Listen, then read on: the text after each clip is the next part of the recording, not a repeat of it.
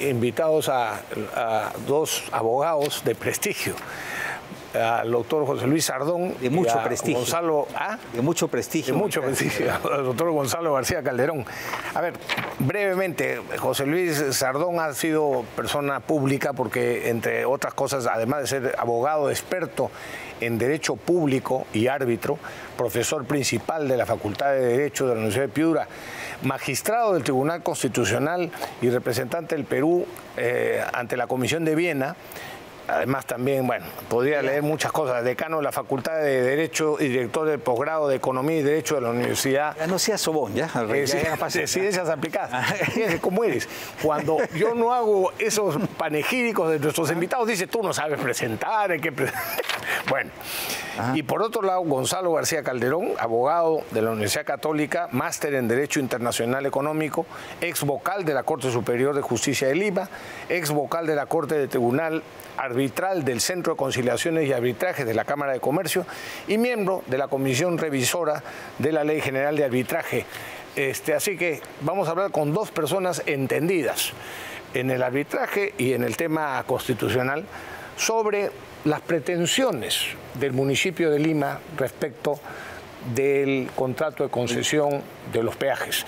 Respecto de uno de ellos. Perdón, Rafael, antes de que respondan, por favor, aclara por qué no está aquí el alcalde de Lima. Bueno, alcalde...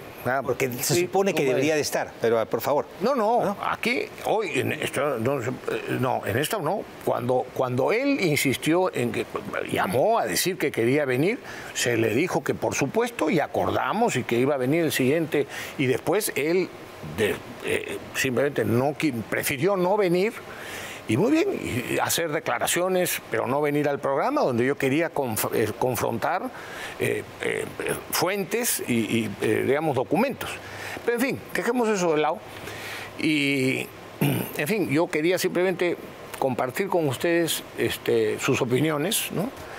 Porque no se trata de saber si originalmente son o no unos contratos indebidamente obtenidos.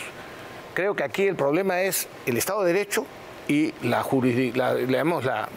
sé cómo se llama, el sistema arbitral, que es tan importante. A ver, cualquiera de los dos, por favor. Gonzalo. Muchas gracias. A ver, el arbitraje es un mecanismo de solución de controversias privado que, así como hay educación pública que el Estado está en la obligación de brindar y existe la educación privada, también los ciudadanos han optado por plantear una justicia privada en la medida que las partes estén de acuerdo con los términos de la misma.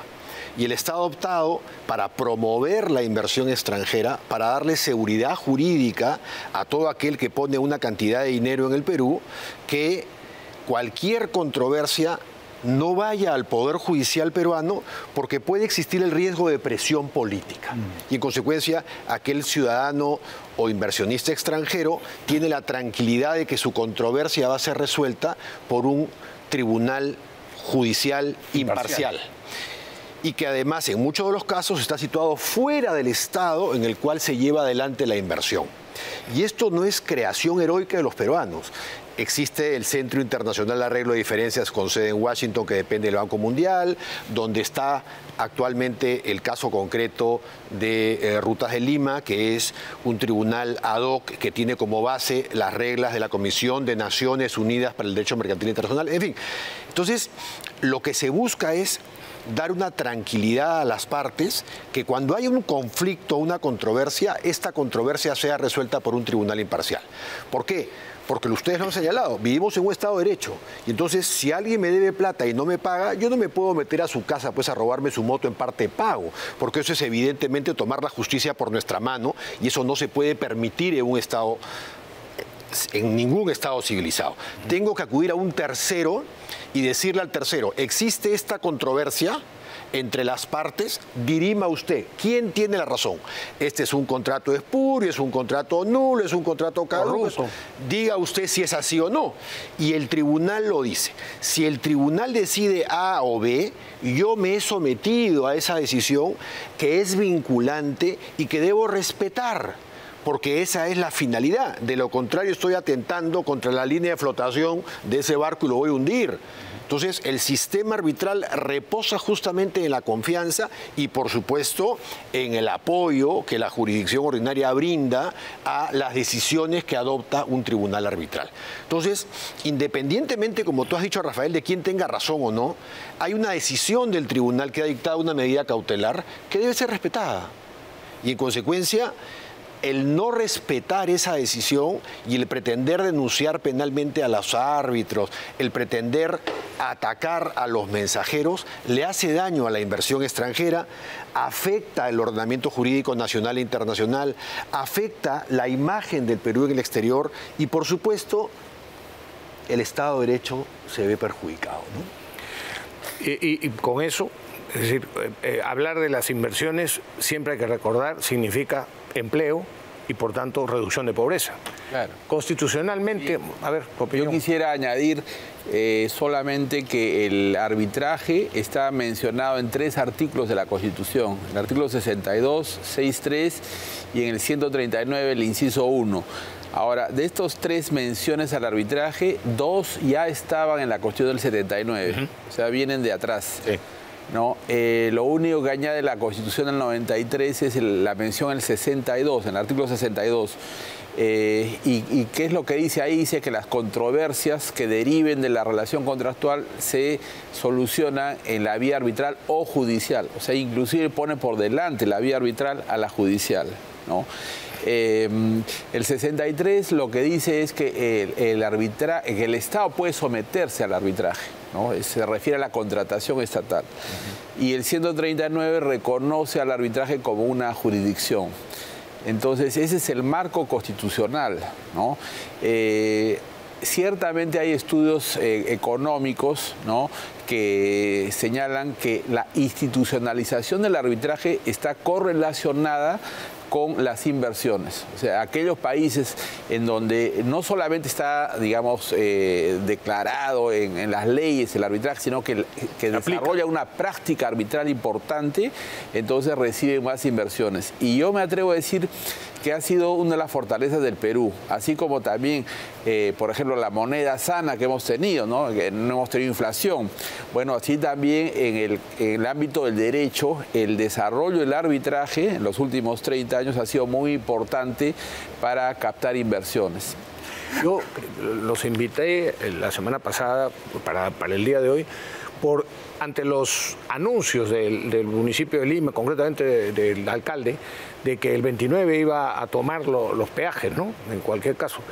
Felizmente no ha sucedido, a pesar de un video que pasaron en estos últimos días, justamente a raíz del propio 29, en uno de los peajes que la empresa decidió no cobrar, un poco para no arriesgar la seguridad de sus empleados. Pero bueno, felizmente no ha habido esa actitud, ¿no? No ha pasado nada. Sí. Pero ¿qué significaría la ruptura de eso? Es decir, el no respetar una medida cautelar como la que ha establecido los árbitros en este caso. Mira, el Perú tiene una magnífica ley de arbitraje y se establece que las decisiones de los árbitros deben ser respetadas no solo por las partes, que es lo lógico, sino además el sistema judicial presta apoyo al sistema arbitral. El sistema arbitral requiere el apoyo de la fuerza pública, del cual carece y del cual evidentemente lo posee el Estado a través de la fuerza pública. Entonces, todo el desarrollo de la institución arbitral está dado para que el Poder Judicial proteja a esta institución y que las decisiones tengan el mismo carácter que una decisión de la Corte Suprema. Y en consecuencia, el no respetar esa decisión va contra todo principio lógico de que las autoridades deben comportarse de manera ejemplar acatando las decisiones. Entonces, cualquier otra decisión que pretenda un funcionario llevar a cabo contra una decisión arbitral va a ser cuestionada también en el propio fuero arbitral.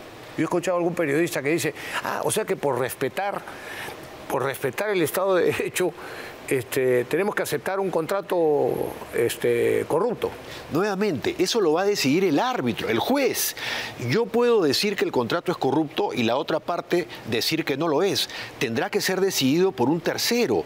Ese es un estado lógico, civilizado en cualquier parte del mundo. Si yo creo que, voy a poner un ejemplo muy sencillo, si el inquilino no se va del inmueble en la fecha de vencimiento del contrato, yo no lo puedo sacar a patadas del inmueble. Tengo que ir al juez para que el juez verifique que efectivamente el contrato ya venció y el inquilino debe retirarse. Y el juez ordenará el auxilio de la fuerza pública. Es exactamente igual acá. Yo no sé quién tiene razón. Acá estamos en defensa de la institución arbitral. Quien tenga la razón se la tendrá que dar el propio tribunal arbitral que ha sido creado por las partes que libre y voluntariamente se han sometido a esa decisión.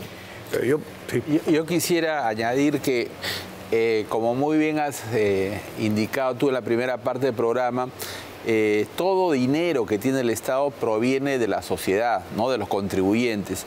Entonces, sí me preocupa mucho, ¿no?, un aviso que ha sacado Brookfield, que es el socio principal del consorcio Rutas de Lima, ¿no? ¿Qué cosa es Brookfield? Es un fondo de pensiones canadiense. Es un fondo de pensiones. Entonces, claramente está amenazando con llevar el caso al CIADI, ¿no?, y, pedir la indemnización que corresponda. Entonces, que sería multimillonaria, ¿no? Así es. Pagarlo. Entonces todos los peruanos tendríamos que terminar pagando eso, ¿no? Entonces por eso se tiene que ser extremadamente cuidadosos con el procedimiento y de lo que se sabe. También quisiera señalar lo siguiente, ¿no? Una de las características del arbitraje es la reserva del proceso. No sabemos muchos detalles, pero han ido saliendo algunos datos, ¿no? Entonces, por ejemplo, se ha dicho que este es el tercer arbitraje, o sea que han habido 2 arbitrajes previos sobre esto. Y entiendo que en el segundo arbitraje, uno de los árbitros ya participó y con un voto singular a favor de la Municipalidad de Lima, y es justamente la persona que están cuestionando más ahora. Sí, lo he leído el laudo ese. Me parece que allí están cometiendo un grave error, ¿no? Sí, pues. Sí, y además creo yo que hay que hacer notar que los 3 árbitros son personas de reconocido prestigio. La árbitro designada por la Municipalidad de Lima es una reconocidísima catedrática universitaria, profesora, con muchos años en el tema arbitral. El presidente es un italiano, doctrinario, reconocido, al igual que el coárbitro designado por la contraria. Otro, ¿no? Un italiano, el presidente, y un español, el árbitro designado por la contraria. Entonces, es gente que tiene oficio, que conoce y que evidentemente le hace mucho daño a la institución arbitral el hecho que se pretenda denunciar penalmente por actos que ellos son ajenos, porque finalmente el monto de los honorarios no lo fijan los árbitros, sino lo fija, en este caso, el reglamento al cual se han sometido las partes en el contrato mismo. Si se reconociera que el contrato es corrupto, ¿es válido o no es válido? Eso No, sin duda, el tribunal arbitral dirá en ese estadio que el contrato es nulo y que en consecuencia deberán retrotraerse las cosas hasta el estado en que se produjo el vicio. Eso es lo que dice. Sí. El propio alcalde de Lima me pasó a mí el laudo de esta señora a la que él acusó de corrupta, dicho sea de paso. El voto singular. Entiendo que fue un voto singular. Efectivamente. En el arbitraje 2, ella emitió un voto singular a favor de la declaración de nulidad. Pero he leído, o sea, me lo pasó Rafael López Aliaga, él mismo me pasó el laudo de esta señora, como prueba de que era un contrato corrupto.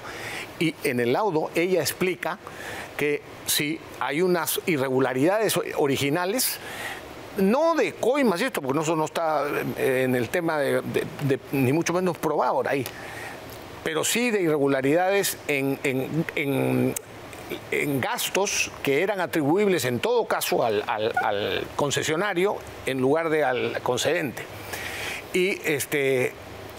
Pero dice, esto no anula el contrato, anula las cláusulas tal, tal y tal.